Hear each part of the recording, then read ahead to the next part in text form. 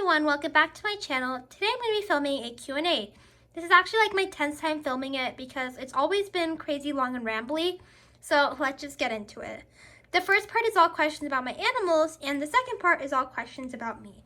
So be sure to skip around to whichever part you're more interested in. So the first question is, what animals do I actually have?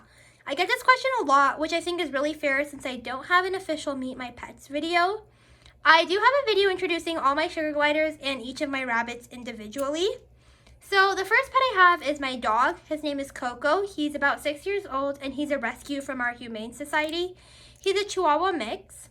My second pet is my rabbit Sachin. He's about 3 years old, or he is 3 years old because we got him from a breeder, so I know his exact birthday and his adoption day.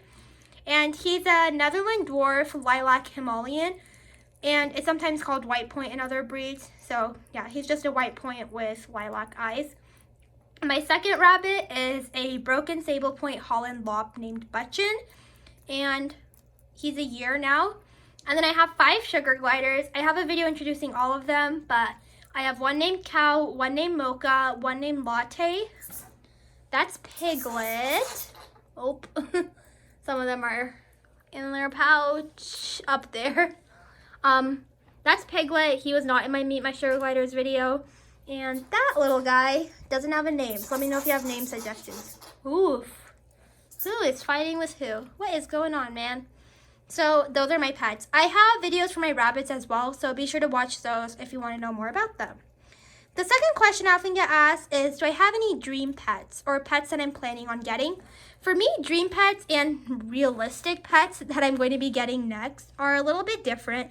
So some of my dream pets would probably be foxes. I would love to have a huge fox sanctuary because there's so many used in fur farms. And probably my most dream pet would be to get one of the Russian domesticated foxes. I'm so sorry, my depth perception is really off through the camera.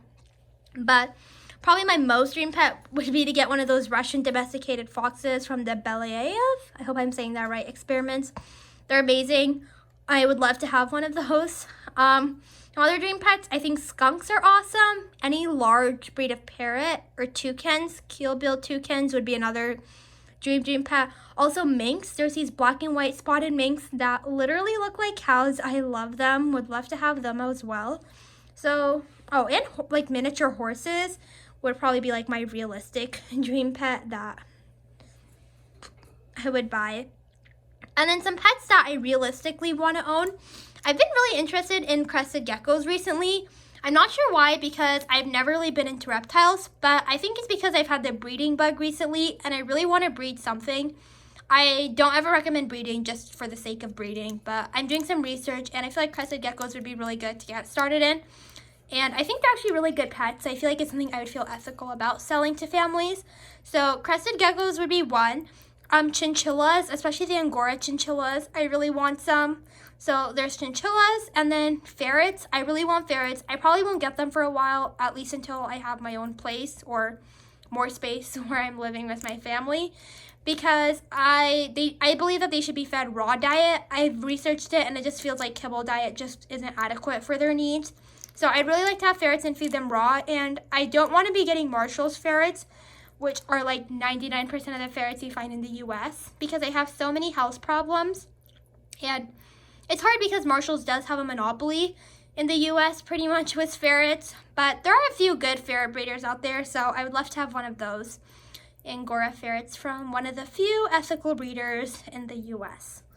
Another question is pets that I would never want to own. This is right in contrary to the first one. Some pets that I never want to own would be most reptiles. I just don't have a lot of time, and I don't really have time to watch my animals anymore, which is really sad because I used to really enjoy just sitting and watching them. But I really like interacting with my animals, and I like animals that like interacting with me back. So this is why I love the sugar gliders. I love my rabbits because, oh my god, that's adorable. They're all pets that bond with you and they like seek out your attention. So I really love feeling validated by my animals. So I love mammals, I guess. Like birds would also be good. Yeah, other pets I wouldn't own. Any large species of parrot.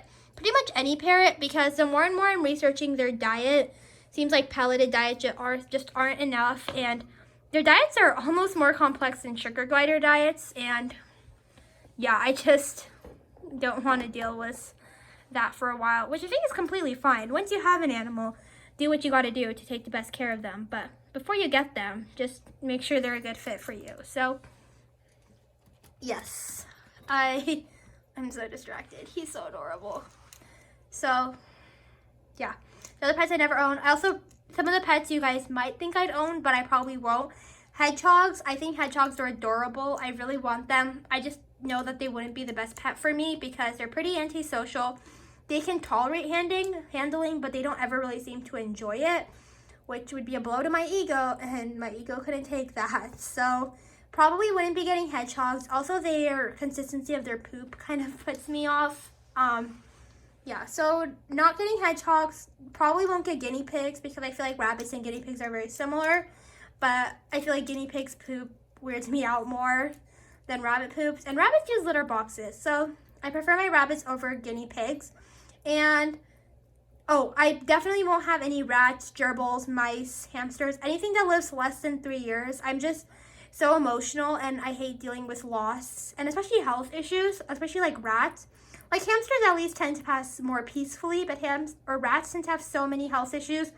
I just know that my heart couldn't cope with that. So no short-lived animals. You are literally posing for the cameraman. You are adorable. And the last question I get asked is, do I have any controversial, here you go, your stretch, do I have any controversial animal opinions? I seem to have a lot of controversial opinions if you watch any of my playlists about my thoughts on PetTube. But my most controversial opinions regarding rabbits are, one, I don't support any rabbit breeders. For nearly all other species like dogs, I think it's really important that you don't push adopt, don't shop, because then you're really only supporting backyard breeders, because the only dogs that are in shelters are the ones from backyard breeders. Because if you spend thousands of dollars on your dog, you're not going to be dumping them at the shelter. And a lot of breeders won't even let you because they have really specific contracts that don't allow for that. So yeah, but for rabbits are bred pretty much solely for their appearance for rabbit shows. And one part of their appearance, which is really sad, includes having really short faces. And these rabbits, these short-faced rabbits, which both of mine are short-faced because they came from really quote-unquote reputable breeders, which the breeders I did buy from were really good breeders, and I felt like they were the most ethical breeders at the time. But looking back, the fact that they were breeding to those show standards and breeding for short-faced rabbits is really sad because, like I said, those rabbits have the same breathing issues as pugs, and everyone's so passionate about not breeding pugs and boxers, but no one's talking about the short-faced rabbits. So, oh my goodness, how are you so handsome? I literally can't. How do people not want sugar gliders? I don't understand. So, where was I? Yes. Please don't buy from any breeders. A lot of people point to Hooks, Holland, Lops as being a really good breeder.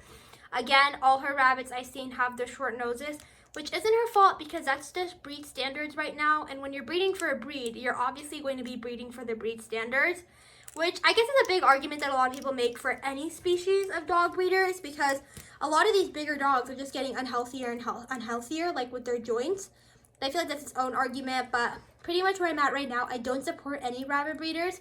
If you're buying a rabbit, please go to a shelter. It's so much cheaper, and you're saving 2 lives because you're saving the life of the rabbit you're rescuing and the life of the rabbit that takes its place. Because if shelters are out of room, they have to deny the animals, and the animals usually get dumped, which is just disgusting. Humans are so pathetic sometimes. But yes, please rescue your rabbits. Don't support from breeders. Nearly every other species of animals, please do your research and decide for yourselves if you support from good breeders or not. And yeah. Oh, my other controversial opinion about rabbits, I don't want to talk about this because I'm going to get so much angry comments about it, but I actually don't agree with spaying and neutering your rabbits. Now, please don't use this as an excuse not to spay and neuter your dogs or cats.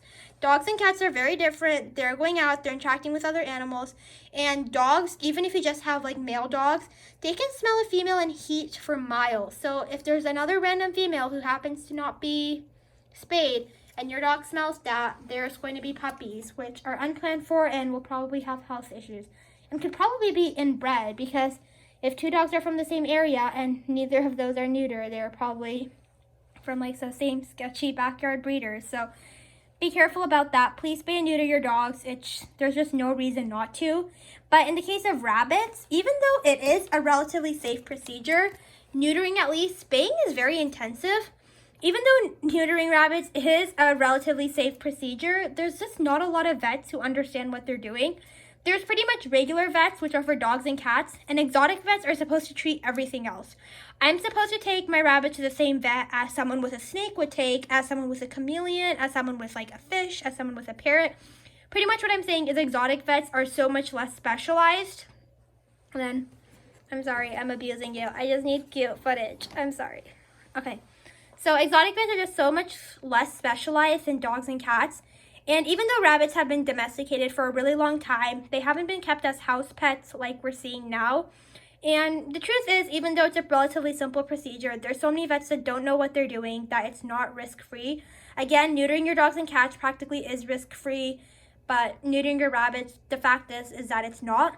Also, rabbits are very sensitive animals. They can't throw up, and if they don't eat for 24 hours, they have to eat to keep their gut moving, and if they stop eating, everything stops moving, and then they can potentially die. So it's very important that, like, even just like, there's so many people that vets, because for dogs and cats, you don't want them to eat the night before they're spay or neuter because there's a potential that they'll throw up. So a lot of vets will tell you that same thing for your rabbits, and then when you bring them in without eating, again, that's really terrible for them, and a lot of times between that and the stress of the operation and not wanting to eat after, they'll just die right then and there, which is so, not like then and there on the operating table, but when you bring them back because they don't eat, and then by then everything has stopped moving. So that's really sad. There's also a lot of exotic vets that don't send rabbits home with pain medication, which I think every animal, if they're neutered, should have like at least some type of like pain injection or something. But yeah, it's so sad. Just if you find a really good vet, then obviously spay and neuter your rabbits. I don't understand why it's being pushed so hard. I really like how the other small pet community does it for males.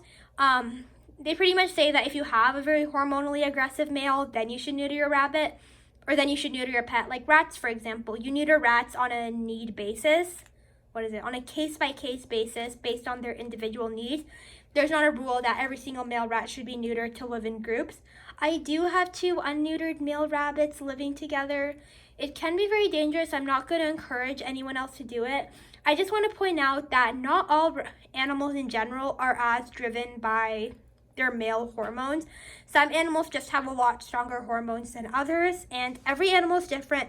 Just like dogs, there's amazing dogs that aren't neutered and they have amazing temperaments, but then there's some dogs that, like right as the 6-month mark hits and the hormones start coming in, they turn immediately aggressive. And a lot of those times, those issues are solved right after they're neutered and those hormones are out of their body. And yeah, I feel like a lot of people in the rabbit community also push spaying and neutering as this like be-all, end-all of all issues. If you have an aggressive rabbit, spay or neuter your rabbit. If you have a rabbit that doesn't use their litter box, spay or neuter. If you have a rabbit that nips, spay or neuter. And that's just not the case. Same thing with dogs. A lot of dogs can be aggressive because of those male hormones, but a lot of times those behaviors are learned and they're just going to keep doing them. So even after they're fixed, you still have to work on correcting it. And it's hard with rabbits because you can't really correct their behavior because you can't discipline them like you can a dog or a cat. A lot of people, or you're not even a cat. I don't think you can discipline a cat. I don't have cats. But a lot of people don't even agree with disciplining your dogs, but at least you can correct them to an extent, but you really can't with rabbits. So it's so hard. A lot of times they can have behavioral problems. Spaying and neutering can prevent it, but it also may not, especially if you spay and neuter at a later age. I think it just should be left up to the individual. I don't think it should be pushed as hard as it is. I'm not saying don't spay and neuter your rabbits, especially if you're adopting from shelters, which is what I advocate for now. And if you have a rabbit that's already spayed or neutered, that's probably the most ideal. But if you have a pet rabbit and you haven't noticed any issues with them, especially if they're living alone, I really don't think there's any point in having to spay or neuter them. You have been the only glider in this video. Thank you for being awake and not going to bed like everyone else. I appreciate you, man. Which is good, because you didn't get to be in the Meet My Gliders videos because you did not like anyone yet. But now you're just a sweetheart, huh? Oh, this is precious. You're so cute. Okay. Now, just a quick sprint round of questions about me. Oh, a big question I often get asked is why don't I show my face on my YouTube channel? When I started, I was a lot younger. Not a lot. I'm still probably older than some. I was like 14 when I started. So why didn't I show my face? I don't know. My parents didn't really want me to. I was kind of embarrassed about it. I would have died if anyone at my high school found my YouTube channel. So I didn't show my face then. And I still don't now because I feel like it's not about me. It's about my animals. And I'm not trying to like get famous off of this or get any clout or anything like that. I just want to be a voice for these animals. So I feel like my face isn't relevant. And I feel like sometimes it can take away from the animals. I love watching pet YouTubers, but then my heart always sinks a little bit when everyone is so focused on their appearance. And that's, again, not why they're here, and that's not why they're doing what they're doing. So that's why I don't show my face. Maybe I will eventually if my channel gets a little bit more popular, because I know I'm like such a hypocrite because I love seeing the faces of people that I watch, because I feel like a lot of the YouTubers are my friends, even if I don't know them in real life, because there's no one in real life, too, that I can talk about pets for like an hour with. But I feel like on YouTube, there's so many people that share the same interests I do. So I understand completely why people want to see my face, but yeah. Maybe I'll do it at 1,000 subscribers. That would be cool. I don't know if I'll ever get to 1,000, but if I do, I will do a face reveal. Okay, oh, also I get a lot of questions about how old I am. I'm 18, and some people don't believe me. You don't have to, but I'm 18, and that also means I go to college. I'm double majoring in math and either computer engineering or computer science. I was like hardcore computer engineering, and then now I kind of want to switch to computer science. They're very similar though, so it's not a huge switch, but that's what I'm doing right now. I'm just choosing to double major just because I got my associate's degree in high school, so I came in with a lot of credits, so it just made sense to fully utilize my 4 years with a double major, and I like both the subjects. So yeah, a lot of people also ask me how I have time for my pets even though I'm in college. I feel like I got the super lucky. I have a full ride scholarship, so I don't have to worry about paying for college, which makes me feel super privileged. I still do have 2 jobs. Technically, I have an on-campus job and an off-campus job because I'm mental and apparently I like torturing myself, but I still do have a job, but it's really nice knowing that like I don't have that financial pressure. So I do have a room there, which is really helpful for days where it's just super overwhelming and I just feel like I need to stay there a night or two and just get everything done and get caught up. But I also live really close to campus. I'm only about 20-25 minutes away, so it's really not long of a drive at all. And there's really good public transport too. And my parents blessed me so much and they bought me a car, so that really helps. I feel like everything's just been like the perfect combination, and I feel like everything's really worked out for me and my animals, and I'm so grateful that I can have them.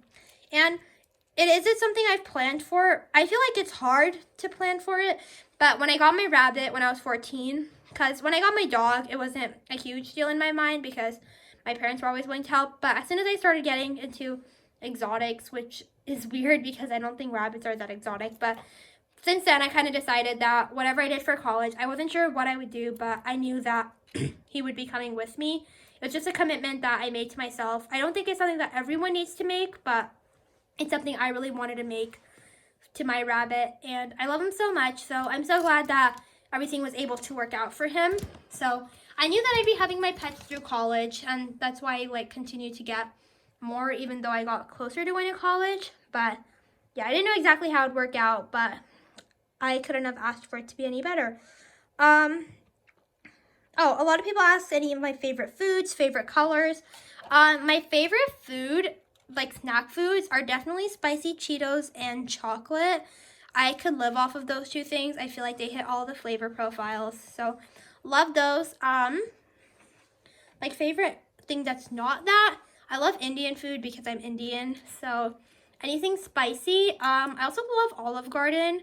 I feel like I'm so picky with food, but my food choices aren't like all that sophisticated. So yes, food. And then favorite colors, I don't really have any. I love doing pink things because all my pets are boys, and I just think it looks ridiculous to have so many like pink things in their cage. And I like pink. I think it's very like calming.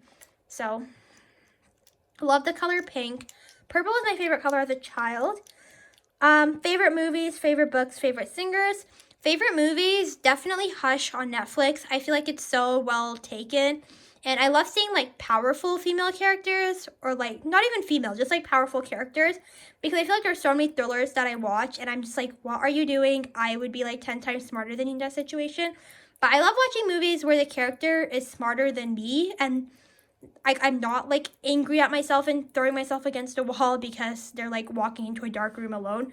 The girl is so smart. I highly recommend you watch it. It's like this deaf girl in the middle of the woods and some like creepo tries to murder her.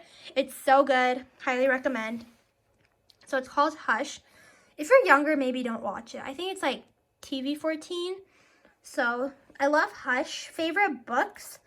I don't actually read books. I've been like forging my book reports from like 3rd grade, which is terrible. I was forging my book reports before I even knew what it meant to forge my book reports.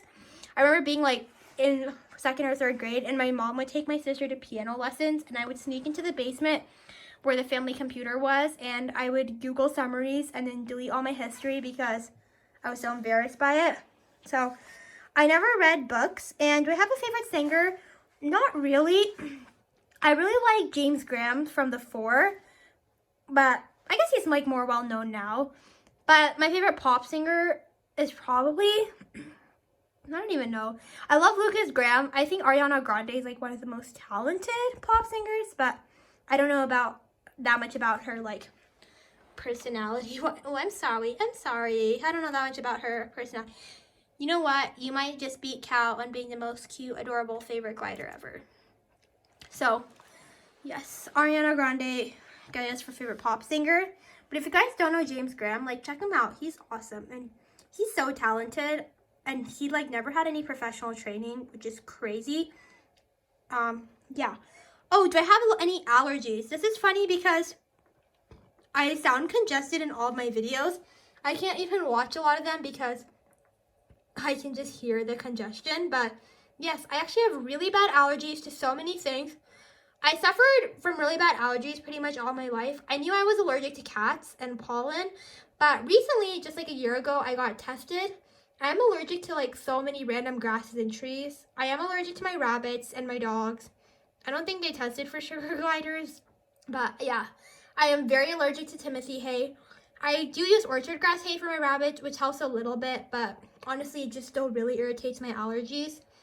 But I feel like, let me know if you guys want a video on how I cope with allergies. Because I feel like a lot of people just are like, oh, I take like Benadryl to cope with my allergies. I'm like, do you take Benadryl 24/7? Because I cannot be healthy. Or, you know what, if it works for you, do what works for you, because pets are awesome. But yeah, let me know if you guys want a video on coping with allergies. It's really tough. Some days are really bad or worse than others. Mainly it's about knowing my body, and there are some days where I literally can't go into the pet room for a couple hours because I know if I go, it's really going to trigger my allergies. Oh, did you just yawn? Oh my goodness, cutie. Oh my god. Oh my goodness. Okay. Oh, someone else asked if I was Christian. I am not Christian. I am religious, but not Christian. Oh, and do I have any favorite YouTubers? I love watching smaller creators. I feel like it's so much more personal. Like this video I made because one person recommended it, and I feel like that can never happen on a larger channel. Just like tooting my own horn here, but yeah, I love watching smaller creators. I think it's so fun. So my favorite small creators that I'm watching right now, please go support them because it's so hard to grow on YouTube. Like as a small creator myself, YouTube does not promote its small creators. So if any of these channels sound like they'd interest you, please go watch them. Some of my favorite right now are Urban Bunny. She's awesome. She has like more years of rabbit experience than I've been alive, which is crazy. She knows so much. She's really open-minded too. And she's had a lot of different rabbits. I feel like there's a lot of rabbit YouTubers out there, no shade, but who've only had like 1 or 2 rabbits, and they're giving all their advice based on that. And if you want someone who's experienced like something that you've possibly experienced with your own rabbit, I would really recommend checking her out. She's amazing. So the Urban Bunny, I also love Tiffany's Bunny Gang. Tiffany runs a huge rabbit rescue, and a lot of people give her a lot of hate for having caged rabbits, but I don't think they realize that, oh my goodness, you have so many itchies, huh? I don't think a lot of people realize that these rabbits would be in tiny cages and just rotting away in shelters if she didn't have them. So she runs a rabbit rescue and she does an amazing job. So please go check out and support her channel and all her cutie rabbits. And again, she has tons of experience with tons of different rabbits. So any issue you're facing, she can probably help a lot better than I can help. I don't consider myself an expert in anything. So yeah, definitely not rabbits or sugar gliders or dogs or any other species. So I definitely recommend them for rabbits.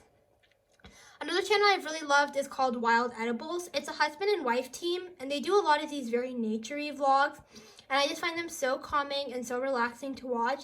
And there's like no voiceover, no fancy music. It's just them like going and foraging, and they also have rabbits too. So if you want to support their channel, please go do that. And just for some bigger content creators that you've probably heard of, I love, oh, cutie. I love 101 Rabbits. Again, I feel like she has a lot of knowledge, and I pretty much learned something new in all of her videos. So I love her channel.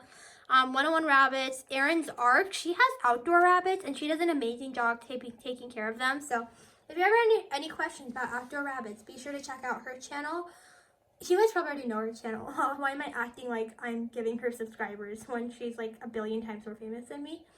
I kind of want to do a video about pet tubers I used to hate, but now I like. Because there's a lot of pet tubers that I used to not be able to stand, but now they're like all I watch. So I don't want to give anything away for that. But yeah, so those are my favorite YouTubers. So those were all my questions. Thank you so much. Or I guess they were the answers. Those were all of your questions. Thank you guys so much for watching. Thank you, Piglet, for being the star of this video. Oh, big stretch, big stretch.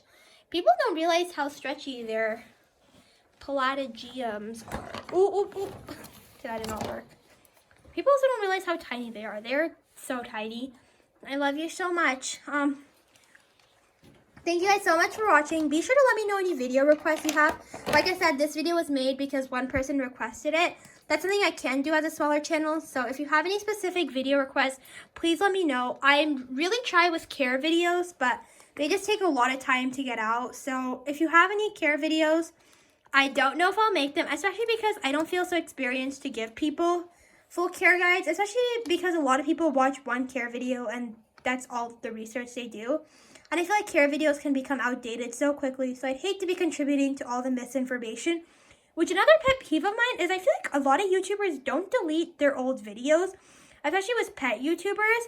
Like, if there's something that's outdated, I think you should just delete their video. A lot of people will put it in the title or in the description, which I think is okay, but then a lot of people don't do anything at all.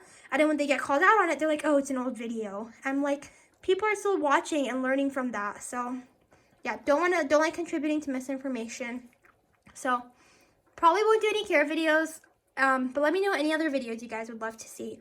Yeah, I've been loving doing the PetTube commentary videos. They've also been doing really well compared to like my other videos. So let me know if you guys have any YouTubers you'd like me to talk about next.